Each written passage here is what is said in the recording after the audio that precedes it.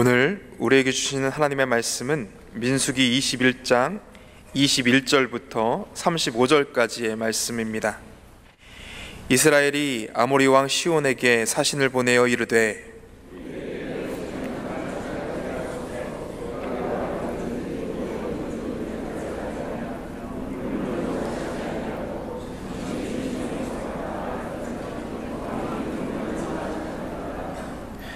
시온이 이스라엘이 자기 영토로 지나감을 용납하지 아니하고 그의 백성을 다 모아 이스라엘을 치러 광야로 나와서 야하스에게 이르러 이스라엘을 치므로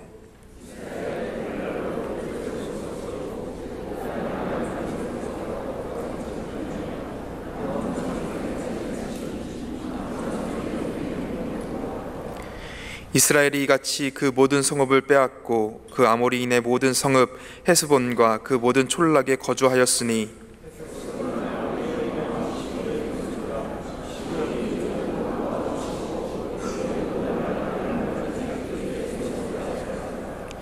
그러므로 시인이 읊어 이르되 너희는 헤스본으로 올지어다 시온의 성을 세워 견고히 할지어다.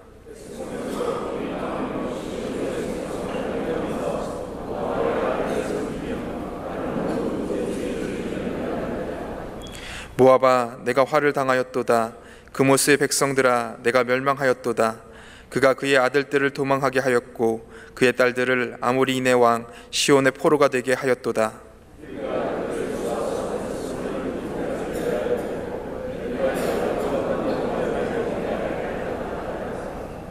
이스라엘이 아모리인의 땅에 거주하였더니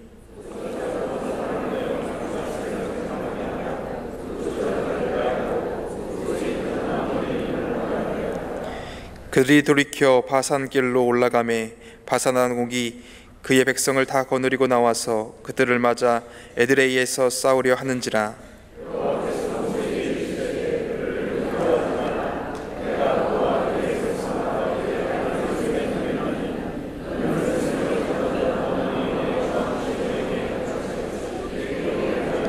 함께 읽겠습니다. 이에 그와 그의 아들들과 그의 백성을 다 쳐서 한 사람도 남기지 아니하고 그의 땅을 점령하였더라. 아멘. 민수기 21장에 오면 이 놋뱀 사건 이후에 10절부터 35절까지의 이 분위기가 앞에 부분의 민수기와는 전혀 달라지는 것을 볼 수가 있습니다. 사실 민수기가 시작된 이후에 인구조사를 하고 나서 민수기 14장의 정탐꾼 사건 이후에 민수기는 굉장히 분위기가 어둡습니다. 고라 자손의 반역을 필두로 끊임없이 불평과 불만을 쏟아내고요. 이와 함께 광야에서 쓰러져가는 이 광야 1세대의 모습들이 민수기 전체 여기까지 주된 흐름을 이렇게 이끌어가고 있습니다. 그런데 민수기 21장의 20절 이후에 보면 갑작스럽게 행군의 속도가 빨라지고 백성들이 행군을 하면서 시를 람송하고 노래를 지어 부르면서 아주 계속적으로 진군합니다. 마치 저주와 심판이 끝나고 약속의 땅 가나안 땅이 지척에 와 있는 것처럼 긍정적이고 낙관적이고 진취적인 분위기가 이 공동체 전체에 편만하게 됩니다. 좀 이상한 본문 말씀입니다.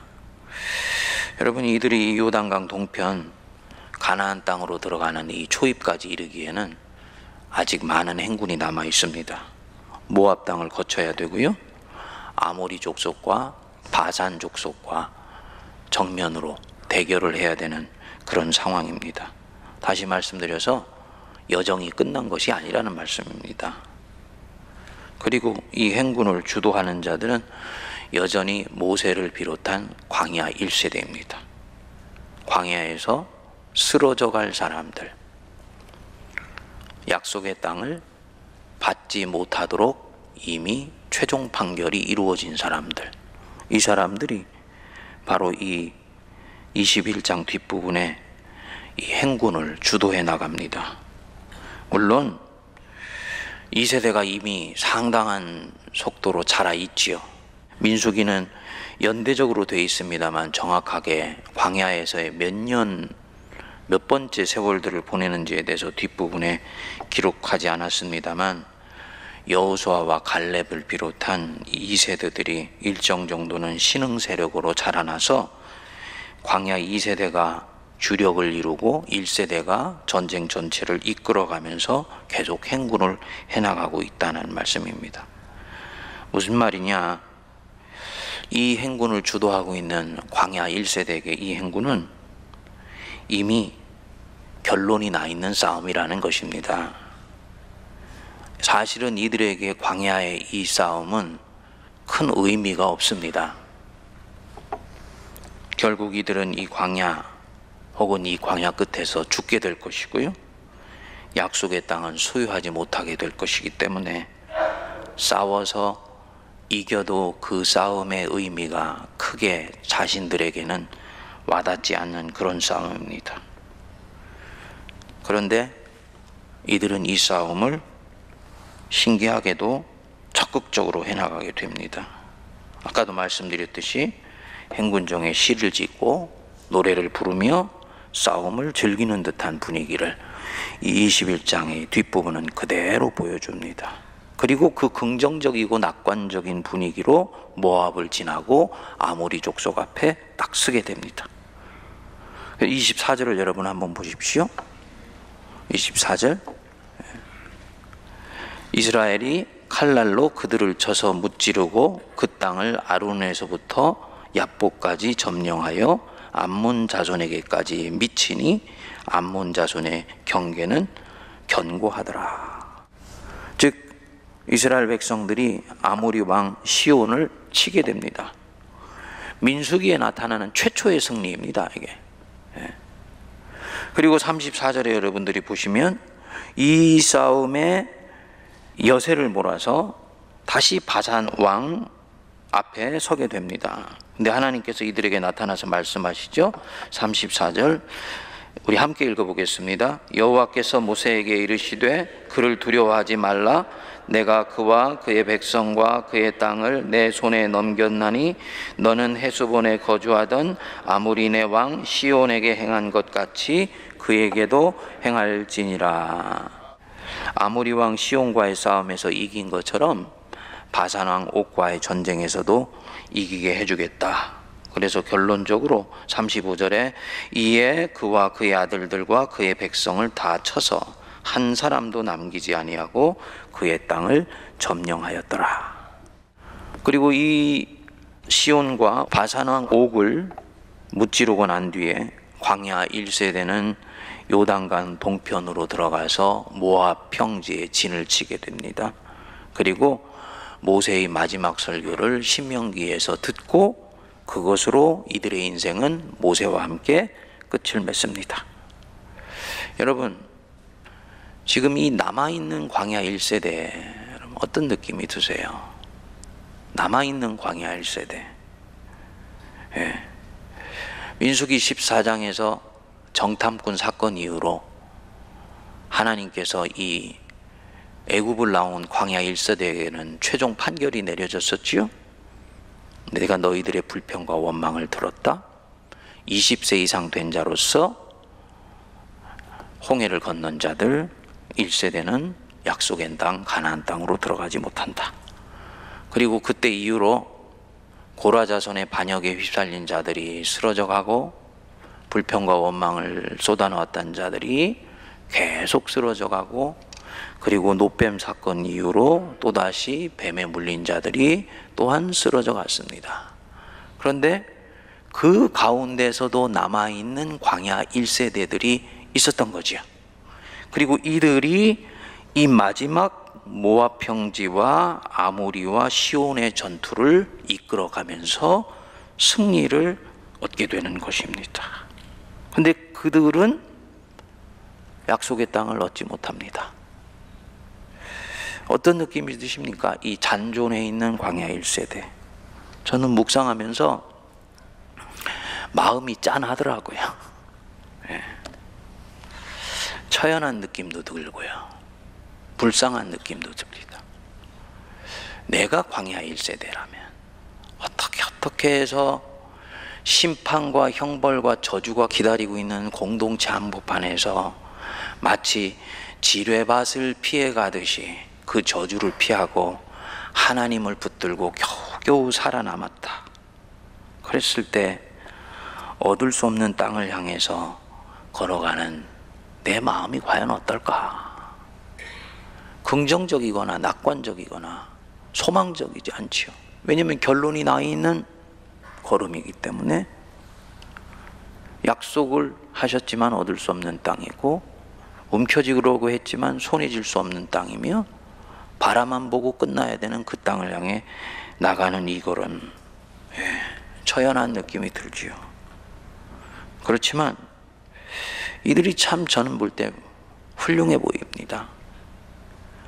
얻을 수 없는 땅을 향해서 신실한 싸움을 싸워진 것 때문에 갈렙과 여호수아와 같은 광야 2세대에게 길이 열리게 만들어줬습니다. 이게 훌륭한 거예요. 결론이 낙관적이고 승리에 가득 찬 결론이 아니고, 결실을 장담할 수 없는 정도가 아니라 결실이 없는 싸움같이 보이는데도 계속 그 싸움을 싸워주었다는 거. 그래서 후손들에게 길을 열어주었다는 거. 성경은 별로 주목하지 않는 것 같습니다만, 놋뱀을 쳐다본 즉 살리라 라고 말씀하셨을 때 그 말씀을 의지해서 믿음으로 놋뱀을 바라보아서 살아났던 광야 1세대, 이 잔존 세대들, 이들의 이 싸움의 터전 위에 광야 2세대가 약속의 땅을 얻는다. 다음 세대를 위한 마지막 투혼인 것입니다. 그러니까 이 잔존자 광야 1세대 믿음은 사실은 이 끝에 왔을 때는, 이 광야의 끝에 왔을 때는 다른 경지에 올라와 있는 것을 우리가 볼 수 있어야 될 것 같습니다. 결실에 연연하지 아니하고 광야를 한 걸음 한 걸음 헤쳐나가는 믿음인 거예요.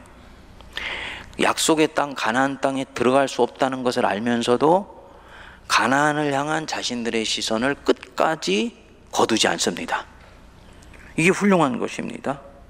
그리고 이제 여기서는 오면은 마치 그 가나안을 손에 쥔 것처럼 노래를 부르고 시를 읊조르며 앞으로 나가는 그 믿음이 이 잔존한 것 같은 이 광야 1세대 믿음입니다. 얼마나 귀합니까? 결과와 결실이 있을 때야 삶의 투지를 불태우는 우리의 믿음에 비해서 얼마나 귀합니까? 이미 너희들은 그 땅 얻지 못해 그러는데도 그 땅을 향해서 나아가는 이 믿음, 얼마나 참 보석 같은 믿음입니까? 자기 인생에 주어진 믿음의 걸음을 넉넉히 걸어가는 그 걸음이고 싸움인 것입니다. 새벽에 묵상하면서 우리가 그 청소년기 때 자주 읊조렸던 그 격언입니까 뭡니까 생각나더라고요. 내일 지구에 종말이 온다 할지라도 나는 오늘 한 그루의 사과나무를 심겠다. 공부 열심히 하신 분들은 이게 누가 했던 말인지 아시죠? 한국에는 범신론적 철학자인 스피노자가 한 말로 알려져 있습니다. 그런데요, 이것은 스피노자가 한 말이 아닙니다. 일제시대를 거치면서 일본 사람들을 통해서 들은 격언이 이게 스피노자가 한 말인데, 독일에 가면 마르틴 루터의 기념관 안에 루터의 일기장에 쓰여져 있는 어구가 합니다. 말이 되지요. 여기서 이 지구라는 것은 세상이라는 것입니다. 내일 세상에 종말이 온다 할지라도 나는 오늘 한 그루의 사과나무를 심겠다. 세상의 주관자가 하나님이시고 역사의 심판자가 하나님이시기 때문에 하나님을 믿고 신뢰하는 사람은 내일의 결과에 연연하지 않고 지금 여기에서 오늘 내게 주어진 믿음의 삶을 산다는 것입니다. 여러분, 내일 내게 어떤 일이 일어날지라도 하나님과 오늘 한 걸음 한 걸음 신실하게 동행하는 삶을 살아가시길 바랍니다. 이게 가장 아름다운 믿음이에요. 약속을 얻을 것이고 약속은 성취될 것이기 때문에 나는 오늘 믿음의 걸음을 걷는다. 그것은 대단히 좋은 믿음의 출발입니다만 결과 중심적이고 목표 지향적이고 목적 지향적인 삶입니다. 어떤 사람은 그 목표를 이루는 사람이 있는가 하면 어떤 사람은 다른 누군가의 그 목표를 이루기 위해서 씨를 뿌리고 인생을 마무리해야 되는 사람도 있습니다. 사도 바울은 이 인생의 이치를 정확하게 알았습니다. 나는 뿌렸고 아볼로는 물을 주렸으며 자라나게 하시는 이는 하나님이시니라. 저와 여러분들이 결실을 기대할 수 있는 세대 속에서 우리 인생이 왔다면 그는 약속의 땅 가나안 땅으로 들어갈 것입니다. 그러나 그 누군가의 결실이 있게 하기 위해서 그 앞 세대에 왔다면 그 사람은 자기의 결실이 아니라 다음 세대의 결실들을 위해서 길을 열어주어야 되는 더욱더 거칠면서도 하나님만 의지하는 삶을 또한 살아가야 됩니다. 세례 요한의 믿음의 걸음이 있기 때문에 예수님이 길이 있으신 거예요. 세례 요한이 욕먹을 것 각오하고 심판과 저주를 백성들에게 선포한 것 때문에 예수님은 그 회개의 터전 위에 복음과 축복을 백성들에게 선포하실 수 있었던 것입니다. 각자의 세대는 다 각자의 몫에 맡겨져 있는 믿음의 걸음이 있습니다. 그것을 우리가 잘 분별해서 걸어야 되는 것입니다. 우리 한국교회와 우리 하나님의 백성들은 대단히 혼란스러운 세대 속으로 지금 접어들어가고 있습니다. 한미의 문제나 한일 간의 관계와 상관없이 전 세계는 1945년 전쟁이 마쳐지고 미국을 중심으로 형성되었던 팍스 아메리카나가 서서히 끝나가는 바로 그 시점 속에 세계는 놓여져 있습니다.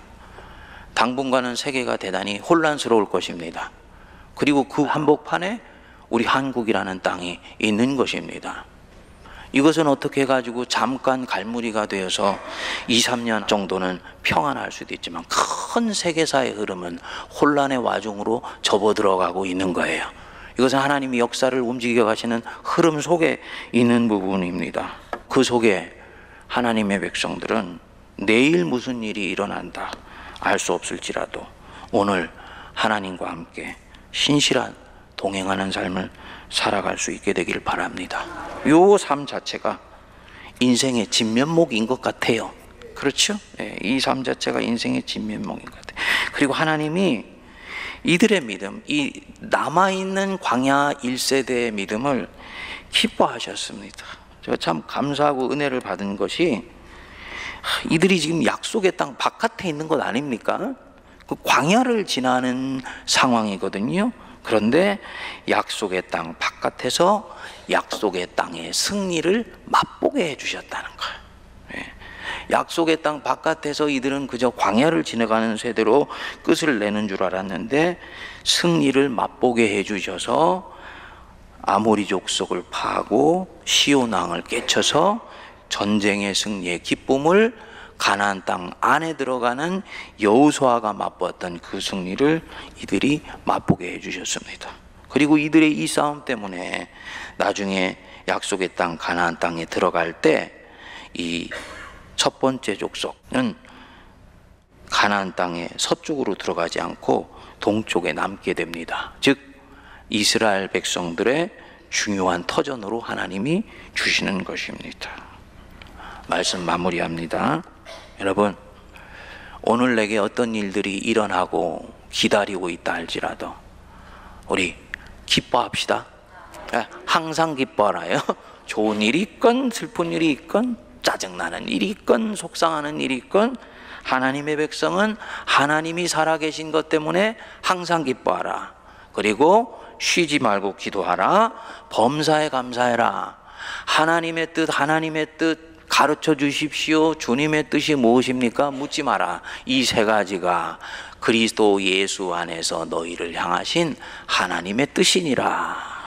이 말씀 붙들고 믿음으로 승리해 나가는 저와 여러분 되시길 바랍니다. 기도하겠습니다. 우리 주 예수 그리스도의 크신 은혜와 하나님 아버지의 만극하신 사랑하심과 성령님의 위로교통 감동 감화 역사하심이 내 인생의 끝에 어떤 것이 기다리고 있다 할지라도 하나님만 바라보며 믿음의 선한 싸움을 기꺼이 싸워나가 내 믿음의 다음 세대 하나님의 아름다운 결실을 기꺼이 물려주며 이것을 바라보고 기뻐하기로 다짐하는 모든 주의 백성들 머리 위에 피로 값주고 사신 이 제단과 이 나라와 이 민족과 온 열방 위에 이제로부터 영원토록 함께 없시기를 간절히 축원하옵나이다. 아멘.